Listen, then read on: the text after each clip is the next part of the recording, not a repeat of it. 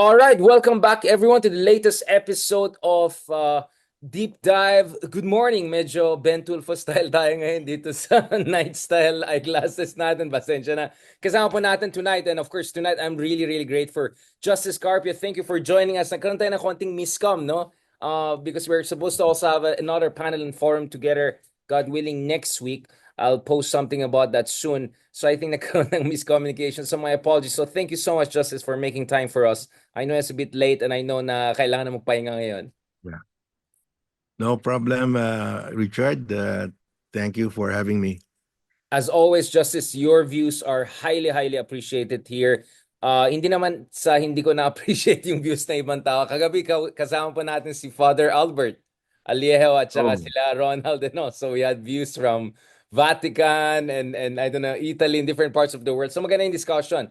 But again, a lot of that had to do with Duterte's. Of course, the ICC now just released warrant of arrest for Taliban. So we're discussing about prospects also for Duterte, something we can discuss later on. Tinanong din namin, Justice Carpio, maybe you're also interested. May balita ba kay Harry Roque? Apparently dumaan siya sa Rome. Nakita ni Father. And hindi daw nag-iisa. Okay, so hindi na namin tinanong yung other kasi baka mapahamak yung promotion niya sa Vatican. He lives just a I have minute no from us. news. I have no news about him. Kasi whether Casablanca or Abu Dhabi. Dubai ang huling namin narinig, pero dumaan rin pala sa Rome. Okay, Justice, before we go to everything about, again, a little bit about Duterte and Trump, our usual suspects, let's talk about BBM's budget again, because over the past week, essentially, ang pinaka-dominant news is itong alleged, hindi blind items, blank items, dyan sa BICAM report, blind item. Hindi na siya blind item kasi si Digong openly na-accuse niya ng widespread corruption. What are the facts of the case, Justice? Because all the materials I see are from the Vic Rodriguez types and all, na zero credibility sa akin. From what you know, Justice, ano yung itong BICAM report na sinasabi ng mga DDS, nila Digong?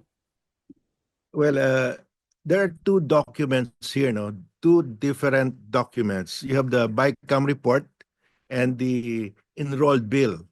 Yung BICAM report, that is an internal document of Congress that comes from the bicameral conference composed of delegates from the House and delegates from the Senate. Yung report na yan, they reconcile the differences or whatever changes they want sa General Appropriations Act, and then there is that report. They will sign it and they sent it back to the House and the Senate for approval, and that becomes the General Appropriations Act. That the final approved bill is sent to the president. The president does not get a copy of the bicameral report. That's internal to the House. So he gets the final bill, they call it the enrolled bill, and that is what he signs. So andito, the blanks appeared in the bicameral conference report. Hindi nakikita ng presidente yan. Well, officially, hindi yan pinapadala sa kanya. So ang pinadala sa kanya yung the approved by both houses, they call it the enrolled bill, yun ang pinadala, yun ang pinirma niya. Yung enrolled bill na pinadala sa kanya, kompleto, walang blanco. Right. So kung meron mang problema yung BICAM report because may mga blanks, it's only the fault of Congress, House and the Senate. Bakit sila pumirma ng report na may mga blank? Pero yung dumating sa presidente na walang blanco. So you cannot blame the president because ang dumating yung enrolled bill is the final bill na the president can rely on. And what happened before that, he will not be responsible. That is the enrolled bill, the final bill. At saka yung Supreme Court will not inquire into what happened before that enrolled bill. Because that's an internal deliberation of the House. Yun. So, parang within the Supreme Court, yung mga communication from one justice to another, from one division to another, from internal communications yon. So ang tinitingnan lang yung final decision na lumabas, which Right. is what So in is short, the tama yung sinasabi ni BBM while in Tesla, right? Sabi niya, essentially, sinungaling, sabi niya, liar itong si Digong. Kasi alam niya, pag presidente ka, the version you get, wala nang mga blind items or blank yeah, items or anything. That's a final. yeah. So in that sense, Well, walang well, sabit si BBM. walang sabit si BBM, pero tama rin si President Duterte and si Ungab kasi sabi they were referring to the BICAM report na may blanco talaga sa BICAM report, kita naman natin. Pero ang mali nila Duterte at saka ni Ungab, biniblame nila si BBM. He had nothing to do with the BICAM conference report. So they jumped to the conclusion na meron ding blank sa enrolled bill. In fact, sinabi yan ni ano uh, ni I think it was Ungab who said we have to find out what happened in the enrolled bill. Alam din nila na yung BICAM report yon ang may blank. Yung enrolled bill, hindi sila sigurado. Sinabi nila we will find out if the same blanks appeared. Hindi naman, wala naman ang blank sa enrolled bill. Okay, so just to be clear about it, so tama si BBM when he say yung final version na dumating sa kanila, the enrolled version is wala talagang mga anything mumbo jumbo in terms of Yeah, uh there is nothing wrong. okay. He had a right to rely on that enrolled bill.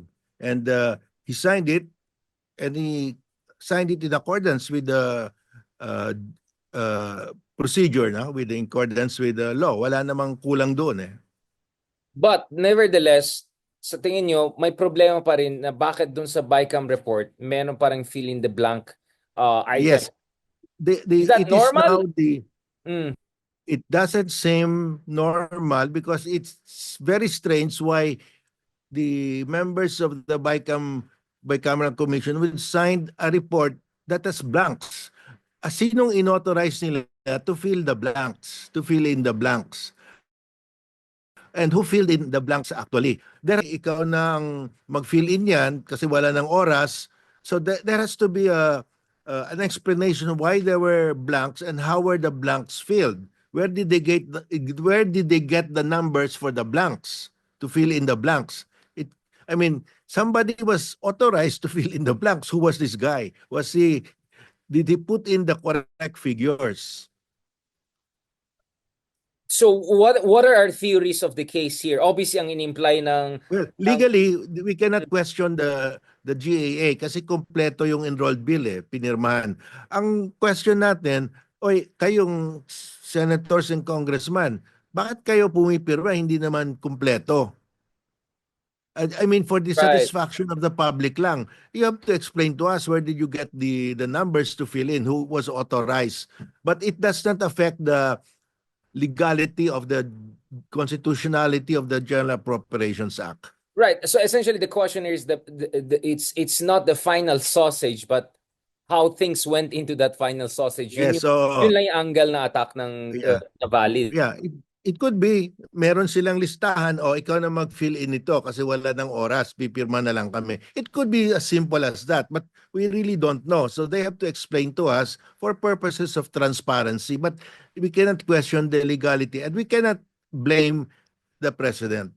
Right. So obviously blaming the president may politicization dyan. May political agenda mga Duterte camp. We know that Vic Rodriguez, of course, the disgruntled, fired former bongo of BBM. Of course, he has every reason to make a mountain out of this. But going back again, Justice, from what you understand, from budget deliberations of BICAM, especially ahead of election season, I don't know if it's Arroyo time, more controversial times, is it a normal practice to leave some, was that part of the negotiation strategy? O sige, itong ano na to, wag muna natin punuin, balikan muna natin sa mga kaibigan natin sa bawat house, negotiate pa natin. Was that kind of was there like an informal agreement or understanding? What is your theory of the case, if ever? Anong mga teorya natin?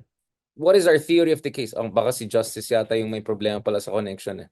Yeah, I just wanted to clarify lang. So, ano yung potential theory of the case natin dito eh? Kasi, you know, So it looks like tama si BBM na yung final product, right? Yung final product ay legal because all of the items were filled up, walang room for mumbo jumbo or anything like that. So in that sense, tama si BBM. And obviously my political agenda ang mga kabilang kampo to make to exaggerate this and to make it look as if BBM was signing up to something that would provide excessive room for discretion sa mga kababalakan na pwedeng gawin ahead of elections. But what I want to understand here, of course, is what is the modus operandi when it comes to these kinds of negotiations? Is it kind of an understanding now you leave some space for negotiation, you leave some empty space para balikan mo yan? Or baka naman, I don't know. Yun nga huli ka balbon, yun yung mga sinasabi ng tao. Justice, no worries. I went Donald Trump just talking like that, yung apparently style, right? Like don't worry. No, I was just saying, so I think we all have an agreement that tama si BBM na wala siyang sabit dahil the final version he got was legit. What I want to understand here is that what is your theory of the case in terms of were there a negotiate was that part of the negotiation and naiwan natin ito is there precedence for this under previous administrations including the more interesting administrations base sa alam mo kasi Justice you're very well informed about how informally things operate. Naka-mute pa kayo Justice, sorry. Opo. Yeah, Yes. sorry. What is your theory? Well, Yeah. I don't remember anything like this happening before. Right, right. And this is the first time that it has been discussed openly. It might have happened before, but nobody brought it up. But this is the first time. But it will not affect the legality of the passage, no? Because we cannot blame the president because what reached him was the complete bill. But having said that, it doesn't mean that there are no possible constitutional defects Yeah. in the provision itself as approved, no, the complete bill, because we do intend to file a case in the Supreme Court questioning certain provisions of the uh, 2025 General Appropriations Act. Can we talk about that, Justice? Because you still have a petition before the Supreme Court. We're expecting that by next month. Hindi nangyari this month. Gaano kahalaga, again, for people who didn't follow our earlier discussion, gaano kamahalaga itong kaso na ito sa Supreme Court and how important could it be in making sure we have a measure of transparency and accountability pagdating sa budget issue? Because this is now the hottest issue of the year so far. Yung suspicions or allegations of, essentially mumbo jumbos with our national budget. Well, for this budget of 2025, we will raise several constitutional issues, no?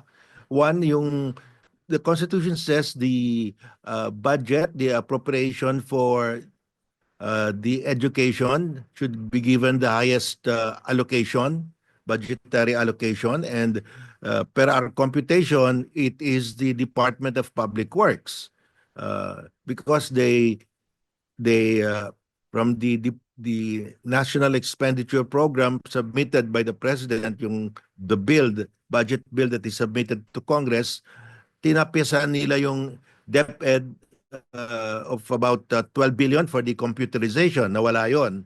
Tapos dinagdagan nila ng over, I think it's almost 300 billion sa public works for flood control, uh, for farm to market road, mga ganyan, no? Yung mga projects where there are a lot of anomalies. So, per our computation, ang pinakamalaking budget pa rin is Department of Public Works and Highways, DPWH pa rin, which violates the Constitution. The Constitution says it must be the education that should be given the highest budgetary allocation. But ang computation naman ng Malacanang, sabi nila, it is the education that has the highest appropriation because dinagdag nila yung budget ng Philippine Military Academy. Sabi nila, isama daw yan sa So any education. Yung academy, anything educational, definitely. sa budget ng National Defense College, budget ng Public Safety College ng PNP, budget ng DILG Academy. Ang pinakamalaki na sinama nila sa education, yung TESDA.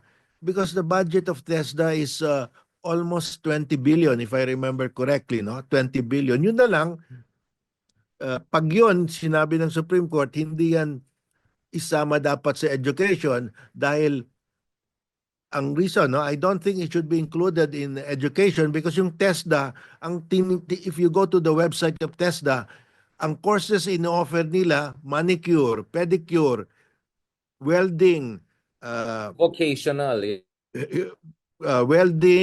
plumbing, electrician's course, beautician, uh, facial, hindi naman education yan. Ang Yeah, treatment vocational. yan, that's trade trade craft yan, no? That is technical vocational skill yan eh. Hindi naman ladderized yan na you have to finish this to go to the next, from elementary to go to secondary, you must finish the elementary. Wala namang degree yan eh. Hindi naman, that's not a degree granting institution. That is really technical. Hindi naman dapat isama yan sa education. Sinama nila yan, eh talagang malaki ang ano, mas malaki ang education if you include yung mga kurso na mga pedicure, manicure. Hindi naman education yan eh. So academy, pedicure, manicure, lahat vocational, sinama na lahat para lang Kaya sinama na nila lahat. Oo. So what you're saying, Justice, is there has to be a Supreme Court Yes, clarification na hindi pwede isama yung mga ganito. yes, and this is an opportunity for the Supreme for everybody to to get a ruling from the Supreme Court. Ano bang meaning ng education for purposes of this highest budgetary priority? Kasama ba diyan yung mga training? All departments have training. Yung Department of Agriculture at dami yung extension work, mga to train farmers, yung Department of Foreign Affairs, meron silang Foreign Service Institute. Even the Supreme Court, merong Philippine Judicial Academy. So, kasama ba yon? Yung Malacanang, hindi sinama yung Philippine Judicial Academy budget sa education, pero sinama yung Philippine Military Academy. Baka nung So, ano ang naabutan yung difference? threshold, okay na yan, tama na, okay na, okay na. Ano ba meron yan? Ganun, baka ganun, parang ano eh. Ang sabi nga ni Shelo, Palengke nag-word search law. Linagay search sa word, di academy. ba? You just input academy, input education, sinama lahat yun. Tapos nung okay na, okay na, okay na, okay na. Okay na, hindi Uh, na kailangan. Kaya Ganun. hindi nasama yung Philippine Judicial Academy. Baka aangal ng Supreme Court. Sabi ng Supreme Court, bakit hindi kasama yung... Actually, hindi kung ako sila, yun ang una ko lagay. Hindi, malaking ito ang pinaka-importante. Palakihan pa natin yung budget ng Judicial Academy. Mukhang medyo may mga last minute na assignment ng ginawa nung iba. Justice, is this the first time we're seeing like this na hindi na minambo-jumbo yung definition ng education just to meet the constitutional threshold, or it is Yes, this is the practice wrong? first time kasi ngayon talaga lumobo yung lumobo yung Department of Public Works. Kasi can you imagine, uh, pagdating kay Presidente, yung enrolled bill for 2025 GA, sabi niya, I will trim it down. Ang binito niya sa DPWH, yung mga sarili niyang proposal under the National Expenditure Program. Yun ang binito niya, 26 billion. Pero yung in-insert ng Congress of almost 300 billion, hindi na touch it. So yung pork barrel, hindi niya tinatch. Ang tinatch niya yung kanyang sariling recommendation. Binito niya sarili niyang recommendation. Tapos, hindi niya rin-restore yung DepEd for computerization, and napakababa na tayo sa educational survey, no, all over Asia. Nasa lowest rank na tayo. Dapat yun ang Sub-Saharan Africa level. focus natin to improve our education. At hindi pa binigyan ng in this day and age, you need compute to teach our youth computers, no? At saka yung rin, ito pang second issue na i-raise namin is the PhilHealth. Yung PhilHealth, zero budget. Hindi binigyan. So, nakalagay sa Constitution, health shall be given priority in budgetary allocation. Priority, hindi naman highest. Basta priority. Eh pag zero ang binigay mo, malabo yan kasi mas mataas yung iba. Wala ka, you're the nothing ka eh. So, and then, ito pa, yung budget na dapat ibigay sa ano sa health, about 70 billion of that na hindi talaga nila binigyan no zero, 70 billion that mandatory ibigay dahil yung Internal Revenue Code nakalagay doon sa National Internal Revenue Code, uh, about 50% of the sin taxes of on alcohol should go to PhilHealth. Automatic yan nakalagay, should directly be uh, remitted to PhilHealth.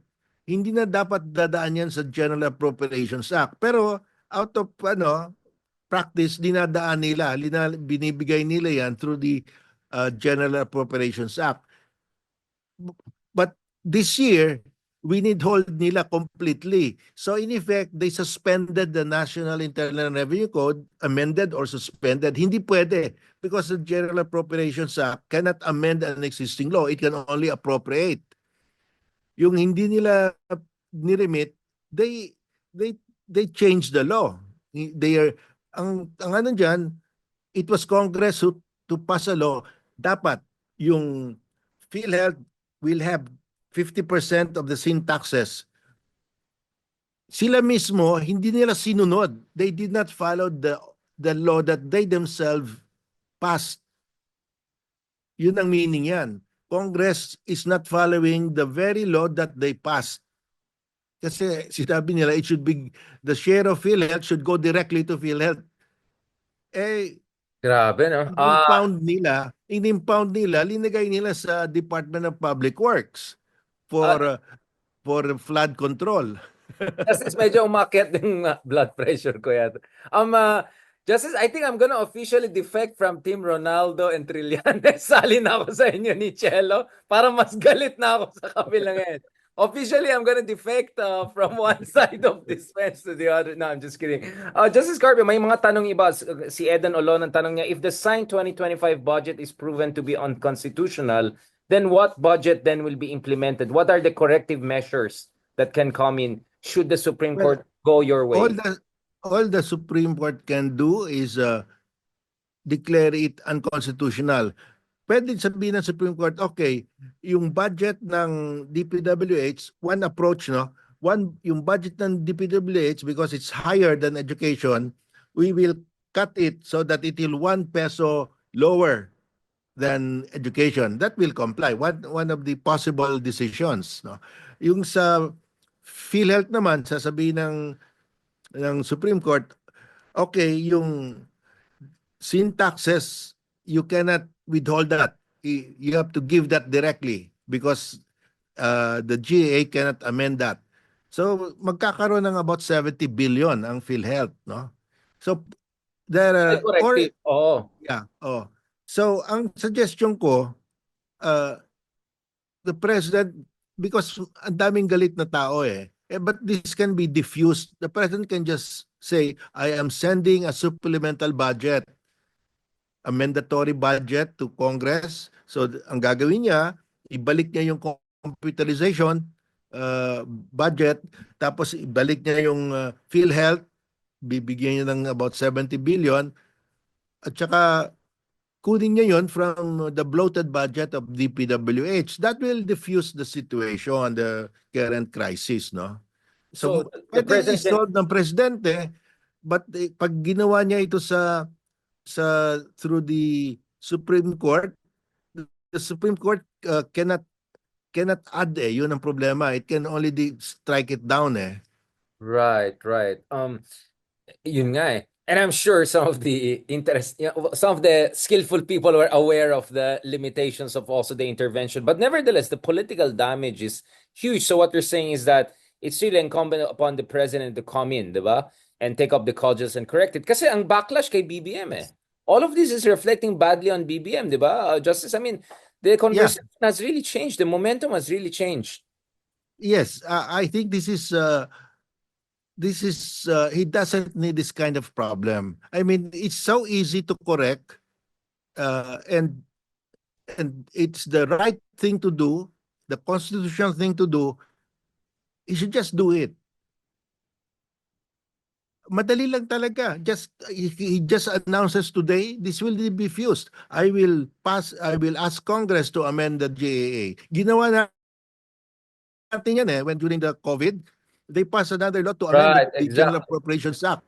Rini-align nila, linipat nila yung some of the budget, no? So pwedeng gawin yan. Pwedeng gawin yan assuming the president recognizes how big of a political crisis is Yeah, this. he doesn't need this crisis kasi this one is really going to bring his ratings down. Yeah, I mean, kasi the thing is, matagal mo na wino-warn yan. Justice Carpio, you were among the first people who said, don't mess up with this, yung PhilHealth fund transfers Yeah, lang last year. You have been warning this, and yet, mukhang may mga makulit talaga siya. Do you think heads should roll? I mean, some people say that the Zaldico removal was kind of yeah, one way yeah, of correcting it. Oo. yeah. It was no, acknowledgement that something terribly wrong happened, but that was he was removed, but the budget is still there, and the problem is the budget, and it's easy to correct it, and it's an election year. There could be a backlash, no? I don't Oh, know if absolutely. in their calculation, basta may ayuda, may ibibigay silang pera, iboboto sila. That could be their calculation, no? Eh, yun nga eh. But they're up against Duterte, so we're looking for any loophole, right? To Yeah, really bring down this administration. And the thing is, it's possible that some people will still get the ayuda and enjoy it, but at the same time, the bad taste will be there, the bitter taste will be there, and the Dutertes will also juice this out. Now, going back to this again, Justice Carpio.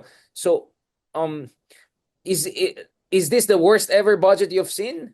Um, I mean, you've in been on terms of the this for a budget, long time. yes. In terms of the budget, because this is bigger than the PIDAF, that was that the Supreme Court at that time struck down, no? During the time of President Aquino, the second, the third. So, uh, and it happens at a time uh, when the feeling is that what's happening to our country, no? There's this feeling I've never uh, felt this sentiment, this kind of sentiment for a long time now. People are so angry now with what's happening in our government.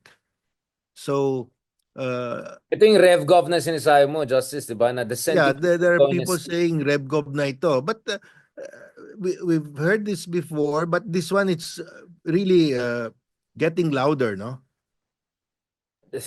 So the momentum against the Dutertes kind of was dipped, uh, attenuated. At the same time, also the momentum of in terms of people's belief in the democratic institution is also completely moving in the opposite direction. No, so you can have even more problematic elements taking advantage of this.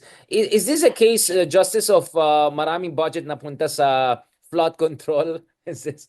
Ang Yeah, gusto ko makita yung flood control budget eh. Doon yeah, ako that was interesado. aggravated with what happened in Bicol. It received so much budget for flood control, and it suffered the worst flooding in its history, no, in recent memory. So, uh, I think the president uh, should just cut clean. Just ask Congress, okay, amend the General Appropriations Act, do it correctly, and that will quiet down everybody, and that will send a message that the president listens, no? But it looks like he's digging in. He said, "Don't worry about PhilHealth. I will even add to the benefits of PhilHealth." But we've all looked at the finances of PhilHealth, and their latest uh, financial report, the first quarter of 2024, says negative. The equity is negative 600 billion. So how can you say you can increase the benefits when you're not giving it, you're giving it a zero budget? I mean, you cannot give a benefit without a budget. Should he consider also changing the Speaker of the House? I know, of course, that could be a politically explosive move, but kasi ang sense ko dito, Justice, maybe BBM is scared of admitting a mistake. Because if he does a major corrective move, that means may kababalakan na nangyari. Then logically, there should be some changes also in the legislative leadership. So de facto, it's gonna affect also his cousin, right? I mean, like, you can see how this can spiral, diba? Na parang, Well, I hmm, think it can still be corrected without chopping off heads, no? Because the people will, if the people see that the budget has been corrected, I think this will die down. But if the budget is not corrected, this will continue and get worse. get worse. Yeah, yeah. So maybe let's go Saudi style. Hindi chop the head. Di ba sa Saudi, pag nakaw ka, mauna mo yung fingers mo at kamay mo. Maybe, like maybe chop some hands, like, remove some people from some of the, positions and all. I'm just saying, kasi feeling ko, people are Well, gonna they go there. actually did it with Zaldico, but Zaldico, that will not change the budget. You have to correct it by changing the budget. And maybe some sacrificial lamb also here and there based on rule of politics. Medyo mga basic Machiavellian advice lang yun. Na, because, di ba, yun ang naging problema na Aquino di ba? Na, yung when na-struck down yung disbursement acceleration program, people were saying not only he should accept that, which he didn't, kind of, di ba? Nag-press con pa siya and inaway-away pa kayo ni late Aquino noon. And I was very disappointed with that. I remember interviews with the Western media and I was saying, no, this is weird. But people were also asking for, DBM leadership to be changed, among other things. No, so I think politically speaking, there has to be some also changes there. Maybe not the Speaker of the House, but some of the committees and all. So, kasi political din to hindi lang ito in terms of constitutionality and legality, because how the other side is making the most out of it. Now, Justice, while we're hoping for BBM to wake up, have a good rest tonight, so that hopefully by Monday can start fresh and ethical and do the right thing. And of course, for your former colleagues in the Supreme Court, na makakape sila and finally they make the right decision after the Chinese New Year, kung Choy. Let's talk about this ICC thing. So ICC, so ito na, Justice, mukhang a certain distinction has been denied the Dutertes. If ever, they won't no longer become the first Asians to face warrant of arrest. I think people forget Afghanistan is part of Asia. So Nauna. Taliban's supreme leader, nauna pa siya. Nauna siya na warrant of arrest. So, sorry sa mga Dutertes, you're gonna lose as a distinction. So yung sinasabi ni Duterte na itong ICC ay bias, white men going after, blah, blah, blah, Africans and all. Hindi na totoo because you have Karim Khan, who's obviously from a South Asian background, going after Afghans. So, sorry na lang if ever...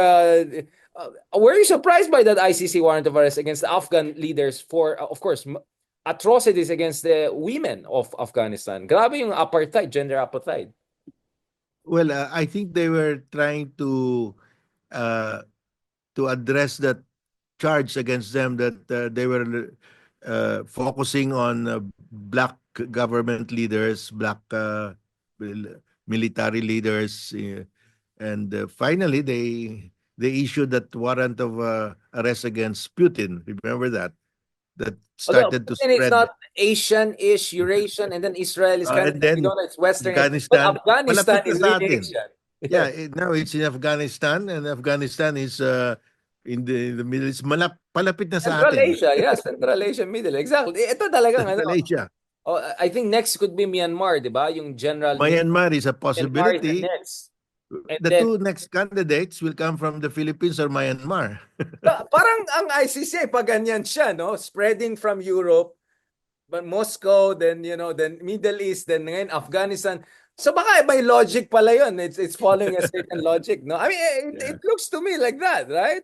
Because Myanmar Yeah. is very much next, and then I mean, you could say also the Afghan leadership, Taliban is a kind of a low-hanging fruit. I don't know in which cave these people are. Good luck finding them, right? But at least it's a statement by ICC, diba? And then of course things could get more contentious once it reaches Southeast Asia. So you see this as a good news or you see this as them just ticking the box? Lagay lang na tayo ng ibang tao para lang hindi na masabi na Well, mga ano lang.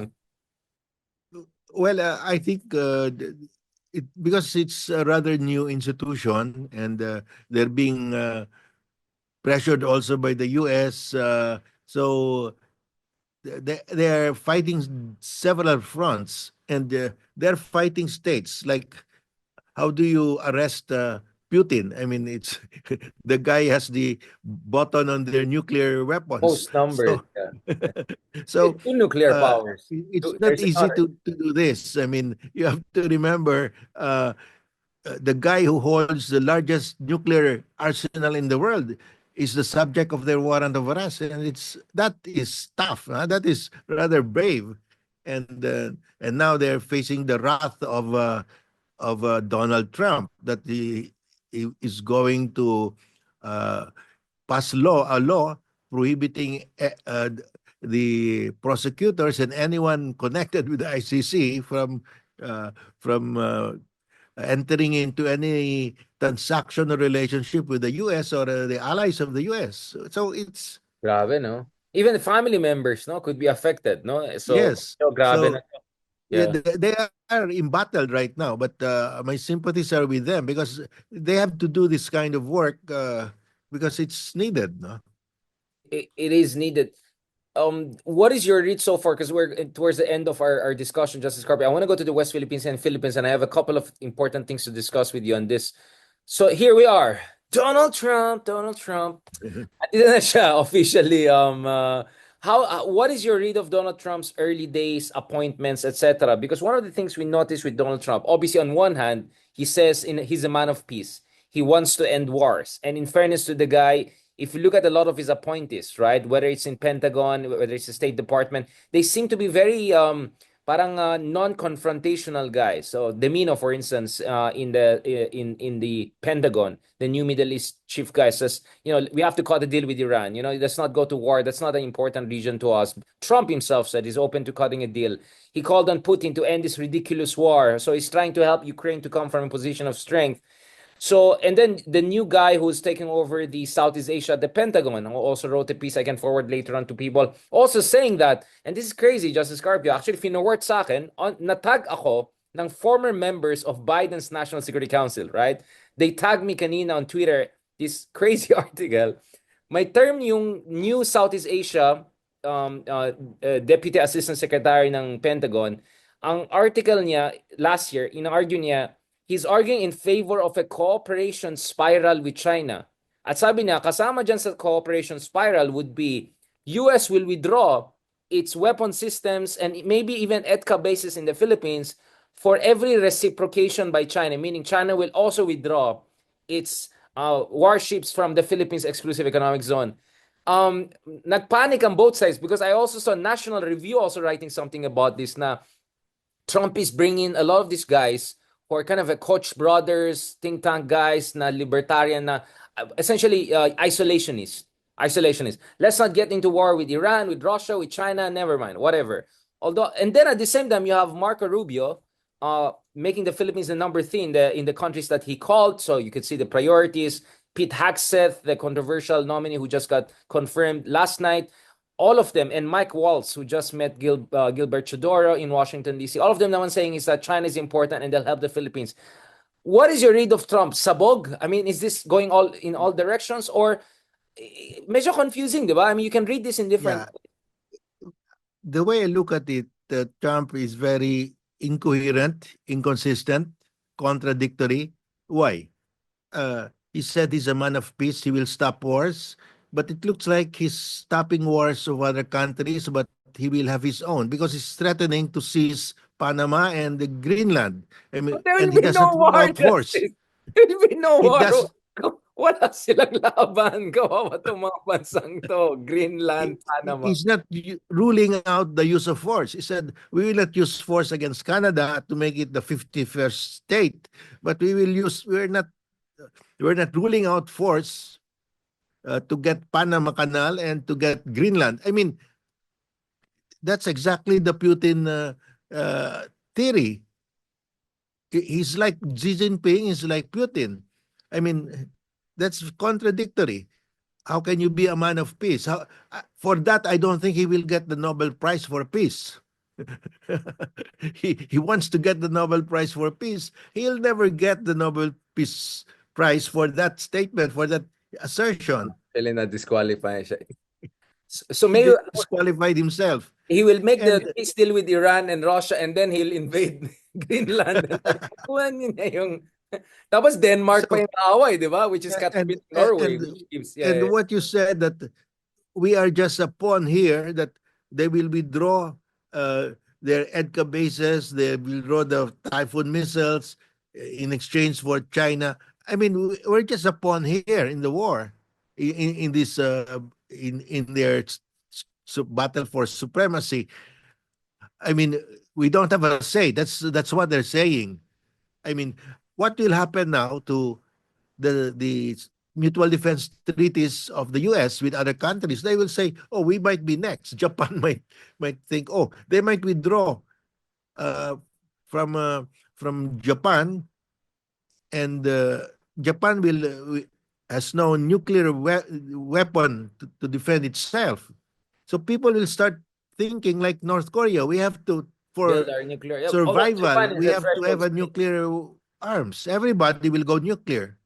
I'm sure the South Koreans won't have a problem at the direction they're going. No, I mean, so this is the tweet, no, by Rosh Doshi, who was the head of the China team at the National Security Council of Biden. So he tagged me kanina, ito yung issue, no, uh, quoting Andrew Byers. So this is the new guy who's gonna lead the Southeast Asia team at the Pentagon. Ito yung sinabi ni Justice, the US might begin a cooperation spiral with China by proposing to remove U.S. military forces or weapon systems from the Philippines in exchange for the Chinese Coast Guard executing fewer patrols in the South China Sea. And Fewer it goes on. patrol, but fewer is the 1,000. They can ramp it up to 1,000 now, and then fewer can be 900.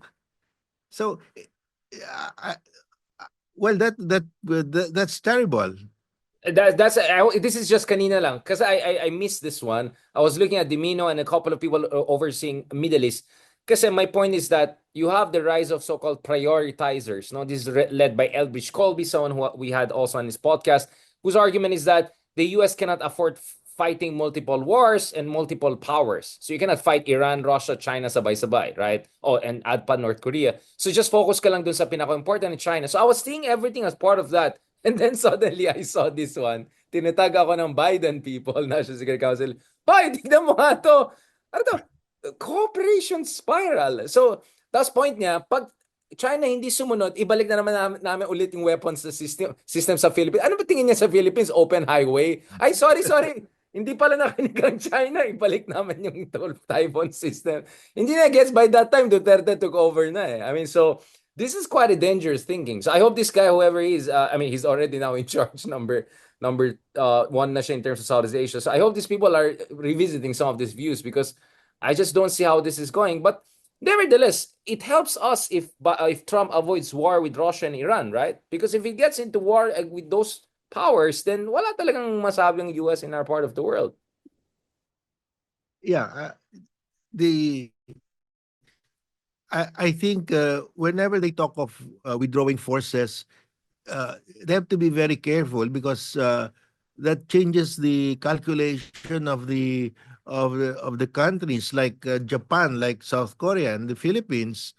I mean, if at any time at the drop of a hat they will say we will leave, and what is our guarantee? It's just like you remember the Budapest Memorandum. They told the UK, With the US, Ukraine, right? Give up your and nuclear Russia weapons. Yeah, yeah. guarantee the territorial integrity of Ukraine if they gave up the nuclear weapons, and that's what Ukraine did. And the first to invade Ukraine was Russia. I mean, uh, uh, and I think that taught Ukraine a lesson. Huh? That's why they're so fearful that Russia will, if you give Russia an inch, they will take a mile. Right. So yeah, and that should be a lesson for us also, that we really, at the end of the day, we have to improve our own internal defense, external defenses, because at the end of the day, things like this could happen. And yung budget din ng, 'di ba, yung modernization 50 billion, 30 billion lang binigay, 'di ba, dun sa budget, parang ang laki din ng kaltas, no? Yeah, of the 50 proposed by BBM himself, they deleted 28, 30. 15 billion to Yeah. 35 na lang. And that's the West Philippine Sea to modernize the AFP. That's priority. That's national defense. That's national security. So linigay nila sa flood control sa DPWH. Dapat Your Department of Flood priority is Control na flood lang. control na hindi mo naman nakikita, and everybody knows what happens there. Parang lalo tayong na-depress. But just to make it more depressing, Marco Rubio also called for a pause in all foreign aid, not forever, but for 90 days to review kung ito ay mga aligned with US foreign policy. So that means mga US aid sa Pilipinas, sa mga everything will be on pause right now. Massive daw ang effect nito in a sense that, of course, first of all, it makes US lag behind China. It gives China a point to come in. A lot of projects are completely disrupted and up in the air right now. The worry is also this will be kind of a loyalty check because the Trump administration is really doing a loyalty check, to make sure that any project, any appointments is completely aligned with Trump's version of what he wants for America or his administration. How dangerous it is for the US to also do this aid pause, just as everyone is doubting America's commitment to the rules-based international order. Yeah, this will have an effect. I mean, on the part of national security analysts all over the world. I mean, uh, to pause your support is a big is a big problem for these countries. What if this becomes permanent? So that's why I said we have to prepare for the day when the U.S. might become an isolationist country, because it has happened twice in history. So let us stop Over reducing the budget of our AFP modernization. And, they decided to cut it by 15 billion, and suddenly here US aid is paused. I mean, if it becomes permanent, what happens to us? We have to rely on our own external self-defense forces. At the end of the day, that's our only guarantee. And the DOJ discuss, of course, we'll discuss this more on Wednesday. When God willing, we'll meet in person, Justice for our OTAC forum. Um, DOJ is talking about a second arbitration case against China. What is your read on that? Is this something closer to what you have been advocating, or is this just another Yes. statement?